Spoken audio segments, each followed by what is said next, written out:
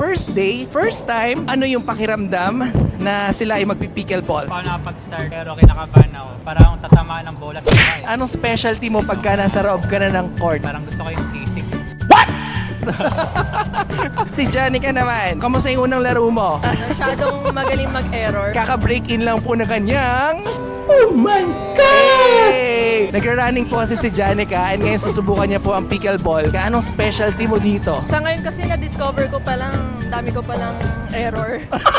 Bawi na lang, bawi. So, ito naman si Super Kaloy. Pa-flex lang muna. Aba, tinasa talaga. Congrats sa new shoes. So, Kaloy, kamusta yung first day ng pickleball? Salamat, Mama. Sa aking sponsor. Yon! Ito yung sponsor. Pakita mo. Aba! Yan! By Susan Adizero. Wow! Bayan no? Susan Adizero. Yon! O yan, dahil naglaro ka na ng pickleball, ano yung naramdaman mo nung nasa loob ka na ng court? Ano yung pinaka-intense na nangyari sa'yo kanina sa loob ng court? Makapag-serve ng tama. Ano nangyari? Hindi. Makapag-serve ng mas maraming tama kaysa dun sa kalaban. Hindi totoo yan.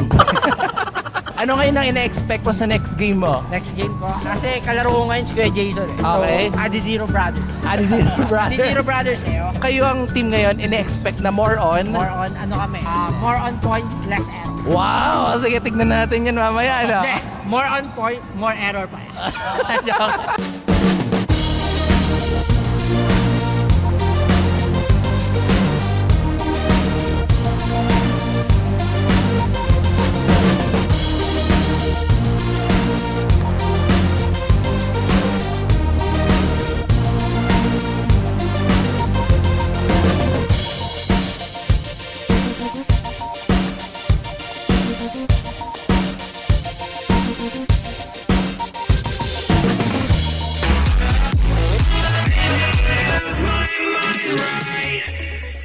Good morning po mga ka-rideout. Nandito tayo ngayon sa indoor pickleball court. Dito po yan sa May Cainta, Rizal. Ito po ang Pickle Shoe. Malapit lang po siya sa May Junction at ito po yung pinaka-landmark na rin natin, yung tile depot po dito. Disclaimer lang po, we'll try our best para makapaglaro at makapag-enjoy sa pickleball. Tara, let's go! So good morning mga ka-rideout. Nandito tayo ngayon sa may pickleball indoor court at kasama natin ngayon si Lloyd. Tatanungin natin siya ng mga basic moves dito sa may pickleball. Si Lloyd ay regular na naglalaro ng pickleball and sisimulan natin sa tinatawag na, Lloyd, anong tawag dito? This is a paddle. Okay.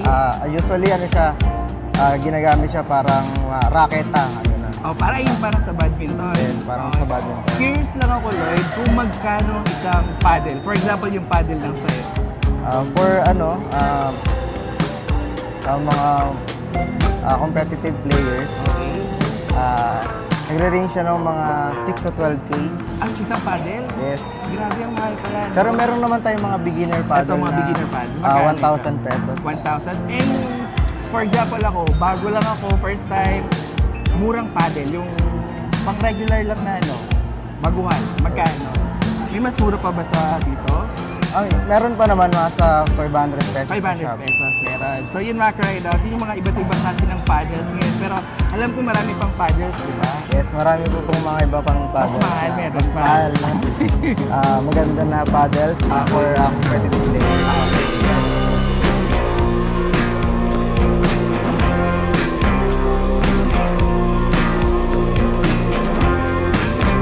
Every point pala, sorry. Bukod sa paddles, tatanungin din natin si Lloyd kung ano yung mga basic moves tulad natin sa mga first-timer or beginner sa pickleball. So, paano ba, anong first move? For example, service. Paano bang service, Lloyd, sa pickleball? Paano yung hawak ng bola? So usually yung hawak natin is like this. Ang tawag sa grip na to is continental grip. Okay. Yes.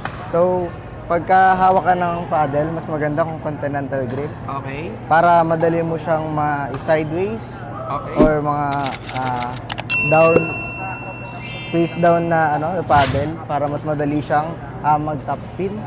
And yung mga types natin ng mga service is screwball, Screwball? power serve, Power serve? lob serve. So ibig sabihin, yun pala yung mga halimbawa ng mga service sa pickleball. At Yes, meron pa rin mga iba. Apo, marami pa po Okay. iba pa. So, coach, ganito kasi. Meron akong competitive kasi ako pagdating sa mga pickleball. And anong tawag dyan sa paddle mo? This is Saipic Avatar Pro Ultimate from Guangdong. Okay. Ito, anong tawag dito? T700 carbon fiber for beginner. Carbon fiber pala yung tawag dito. Yes. Ito, coach, meron akong ipapakita sa'yo. Ito yung klase ng pickle... Ano tawag doon? Pickle paddle. Paddle. Ito. Tingnan mo kung papasa yung ganito, ha? Ito yung tinatawag, coach, na pickle cook. As in, pang pickle talaga. Pwede kaya to, coach? Ito? Pang Yes. paddle, gano'n? Pwede po yan as long as na naano mo yung bola. Nasasalo mo siya gamit yung Actually, paddle. coach, marami na itong pinagdaanan eh. O yan, no? Marami na itong napuntang lugar. Ang pangit lang dito, coach, pagka pinadel ko, minsan umahagis talaga yung kahoy. Kaya yung opponent ko, umaayaw talaga. Kasi minsan, nasasalo niya yung buong paddle. Eh, kahoy to, coach. Makapal pa. Pwede pa kaya yung coach? Kaya? Pwede po yan. Nakadepende na sa'yo kung paano mo gagamitin. Basta, coach, mamaya huwag tayo maglalaban. Dapat magkakampi lang tayo. Papakitain kita kung paano lumipad yung paddle ko. Okay?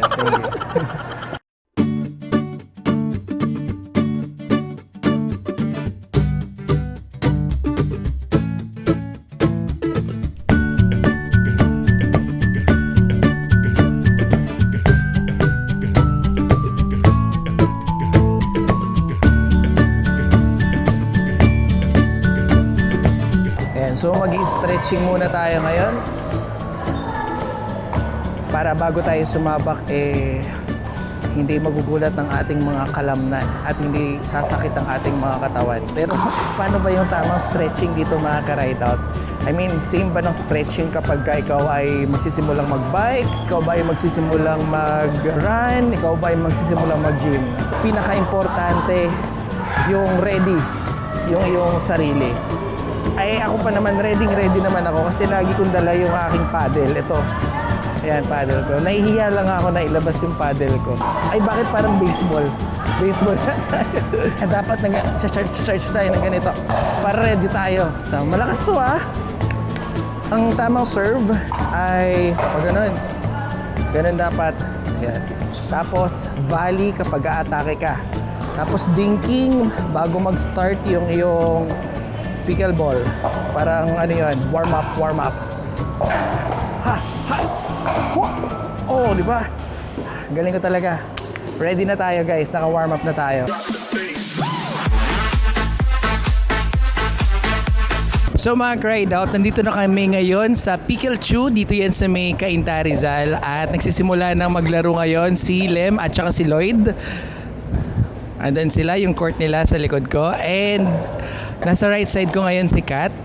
Ayan. Siya yung aming coach.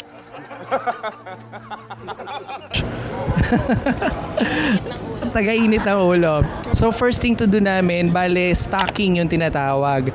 Ang ibig sabihin ng stacking, ito yung parang ano ulit yun? Stop it. Get some help. Ayun.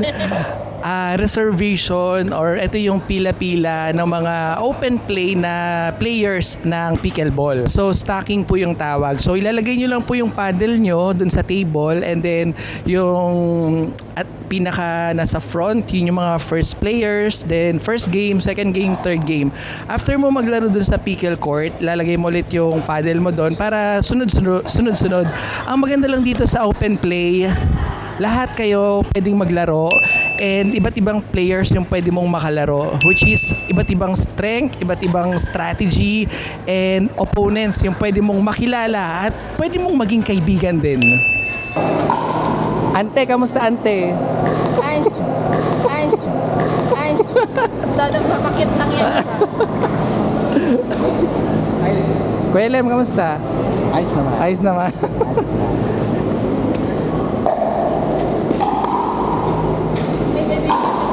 Ha?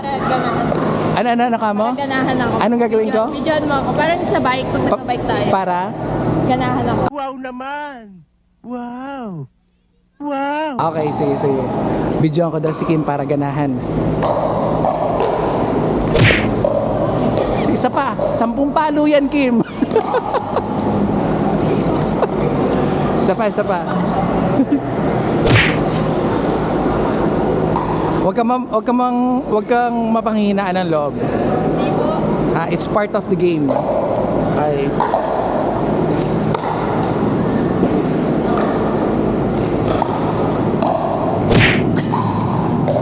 Okay lang yan, Kim. It's part of the game. Ha? Takbo na lang?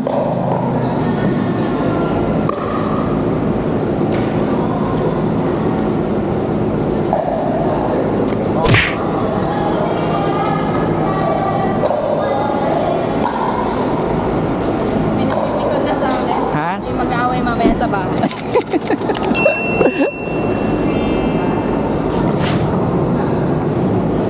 Kim, serve mo na, Kim. Pakitaan mo sila, Kim, ng serve mo.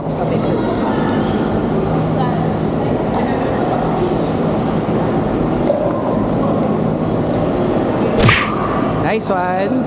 Isa pa. Nice serve. Nag-serve lang ako. Taga-serve ka lang. Saka taga-pulot. Kaya yan. Mag-i-improve tayo dyan.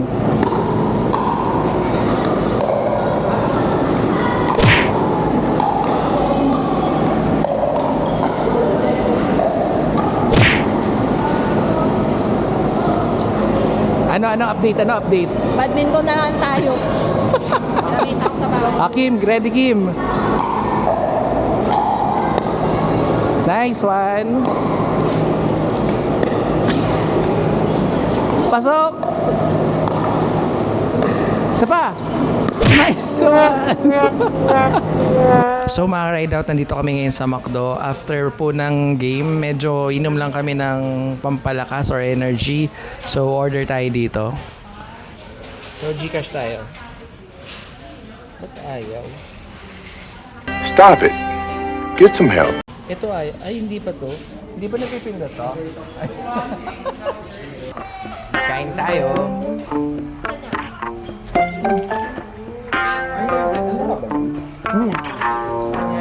O yun, Lem, ikaw, kamusta?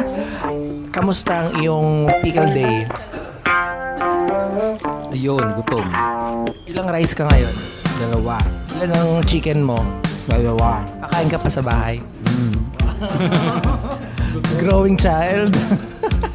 So, bukod sa amin, syempre meron din kaming kumbaga coach na tinatawag. Yung coach namin si Coach Kat. So, Coach Kat, based sa observation mo sa laro namin, ano yung percentage na may chance kami makapunta sa finals?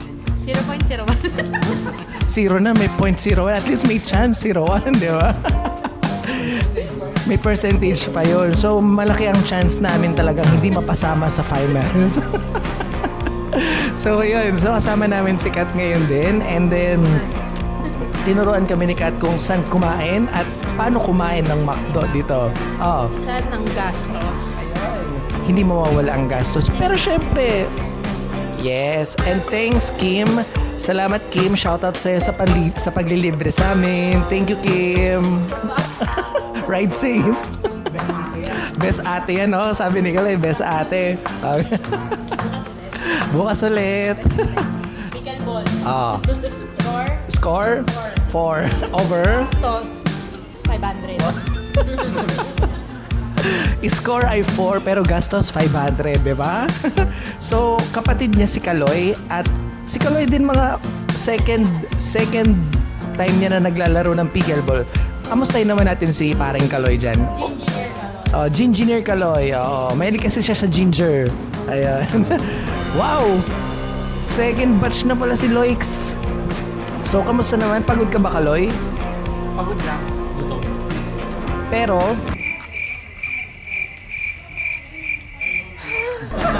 lutang. Oh, yes. Actually, si Kaloy malakas to magbike.